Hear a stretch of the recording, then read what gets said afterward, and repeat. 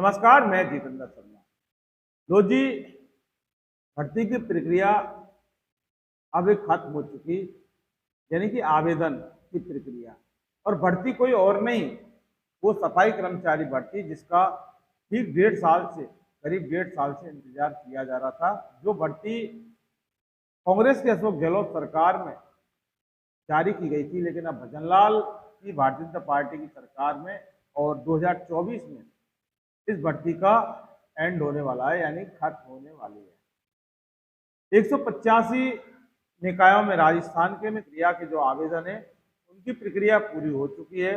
और आवेदन का जो समय था, हालांकि 7 अक्टूबर से 6 नवंबर था, फिर बड़ा 20 नवंबर हुआ, उसके बाद फिर आंदोलन धरने प्रदर्शन हुए और 27 नवंबर जो तारीख थी आवेदन का अंतिम अंतिम दिन था, वो बढ़ा। उसके बाद डीएलवी डिपार्टमेंट ने 28 तारीख से, यानी 28 नवंबर से 5 दिसंबर तक संशोधन का ये सारा मामला रखा। और उसके बाद उम्मीदवारों की सूची जो निकायों को भेजी जाएगी, वो 6 दिसंबर को भेजी जाएगी और 7 दिसंबर को लॉटरी होगी। और लॉटरी के तहत ही राजस्थान के उन सफाई कर्मचारियों की भर्ती होगी। सफाई कर्मचारियों के भविष्य का निर्माण होगा, सफाई कर्मचारियों को की नौकरी लगेगी जिन्होंने इसमें फॉर्म भरे थे। देखिए, ये सारी प्रक्रिया का एक हिस्सा था जो आज नोटिफिकेशन जारी हुआ डीएलवी डिपार्टमेंट से, वो हमने आपको बताया। अनुभव प्रमाण पत्र की अगर बात करें तो निकायों के जो प्रमुख अधिकारी हैं उनके ऊपर छोड़ दिया, यानी कि जो नगर निगम और नगर परिषद है उसमें कमिश्नर रैंक के अधिकारी होंगे, वो इस चीज को देखेंगे। और नगर पालिका में ईओ यानी कि एग्जीक्यूटिव ऑफिसर, तो वो इस पूरे जो अनुभव प्रमाण पत्र के मामले को हैंडल करेंगे अपने हिसाब से। अब जो जांच के लिए, तो जांच के लिए हर निकाय में कमेटी बना दी गई है, तो इस पूरे सफाई कर्मचारी भर्ती के आवेदनों की और जो लॉटरी तक की जो जांच है वो करेगी। तो जांच में मैं आपको बता दूं कि जो मुख्य नगर पालिका अधिकारी है वो इसका अध्यक्ष होगा। निकाय में कार्यरत लेखा या तकनीकी शाखा के सीनियर अधिकारी और कलेक्टर द्वारा जो नामित राजपत्रित अधिकारी होगा वो इसके सदस्य होंगे। यानी कि एक जो ये कमेटी है, ये कमेटी इस पूरे मामले की जांच सफाई कर्मचारी। काफी जद्दोजहद हुई, काफी लड़ाइयाँ लड़ी गई थी, तमाम धरने प्रदर्शन आंदोलन, ये हमने देखे नहीं, हमने बाकायदा हमारे इन्वेस्टिगेशन मीडिया चैनल पर ये कवर किया। बहुत सारे आपने भी लगातार देखे और हमने भी, है ना, पूरी तरह से एक पैर अड़ा दिया कि सफाई कर्मचारी भर्ती को लेकर हमने लगातार इस पूरी भर्ती की कवरेज की थी। और सफाई कर्मचारी भर्ती को लेकर एक विशेष प्रकार से सफाई कर्मचारी भर्ती के बेरोजगारों की उम्मीदों का चैनल हमारा इन्वेस्टिगेशन मीडिया। क्या यकीन मानिएगा, किसी को छोड़ा नहीं, हम छोड़ते तो है ही नहीं किसी को। हमने नेताओं की खिलाफत की, हमने सरकारों की खिलाफत की, हमने जो डीएलवी के डायरेक्टर्स होते हैं उनकी हमने खिलाफत की, अधिकारियों की खिलाफत की, भ्रष्टाचार की खिलाफत की। अगर बात की तो सिर्फ और सिर्फ बेरोजगारों की बात की, उन बेरोजगारों की बात की जो सफाई कर्मचारी भर्ती के जो एप्लीकेंट यानी कि आवेदक हैं उनकी बात की।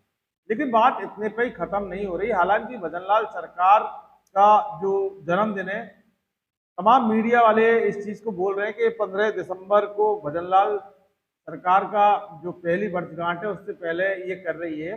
हालांकि हम इस बात को नहीं बोलना चाह रहे और हम बोलेंगे भी नहीं हमारे चैनल पर। अगर भजनलाल सरकार का 15 दिसंबर को अगर पहली वर्षगांठ है और भजनलाल सरकार अगर तोहफा देना चाह रही है, तो फिर इस जो लॉटरी की जो ये तारीख है इसको 15 दिसंबर ही सरकार को कर देना चाहिए था। अपनी पहली वर्षगांठ से 7 दिन पहले नहीं करना चाहिए था, यानी कि 7 दिन और इसको रोक लेते। और जिस तरह से इन्होंने जो 7 दिसंबर को लॉटरी की जो तारीख रखी है, इसको 15 दिसंबर रखते ना भजनलाल शर्मा सरकार, तो मजा कुछ और ही होता। यानी कि वो जन्मदिन का यानी वर्षगांठ का, सरकार की वर्षगांठ का तोहफा मिल जाता। लेकिन तोहफा पहले दे दिया, तोहफा एक ओकेजन पे दिया जाता है, तो कहीं ना कहीं होके तो लोचा नहीं समझ सकते। लेकिन ये सरकार का हिसाब किताब है, क्योंकि सरकार के पास वर्षगांठ को लेकर बहुत सारे शेड्यूल होते हैं, बहुत सारे काम होते हैं, बहुत सारी बहुत सारी चीजें होती हैं, इस पर हम नहीं जाना चाहते, किसकी वर्षगांठ नहीं। हालांकि बेरोजगारों के लिए जो भजनलाल सरकार की वर्षगांठ का कोई मायने नहीं रह जाता, जिस तरह से बेरोजगारों के साथ सरकार ने जो किया। लेकिन हाँ, सफाई कर्मचारी भर्तियों के लिए खुशखबरी है जो अभ्यर्थी हैं उनके लिए। लेकिन अब इसमें एक बहुत बड़ी तकलीफ ये हो गई कि 9.5 से 10 लाख जो फॉर्म पिछली बार भरो आए थे, और जिस अनुभव प्रमाण पत्र को लेकर एक जो रोड़ा था, उस रोड़े को हाईकोर्ट ने खत्म कर दिया। हालांकि इस भर्ती को लेकर भी तमाम रिट याचिकाएं कोर्टों के अंदर लगी हुई हैं। अभी तक कोई फाइनलाइज आदेश इस तरह का नहीं आया कि इस भर्ती पर स्टे दे दिया जाता है।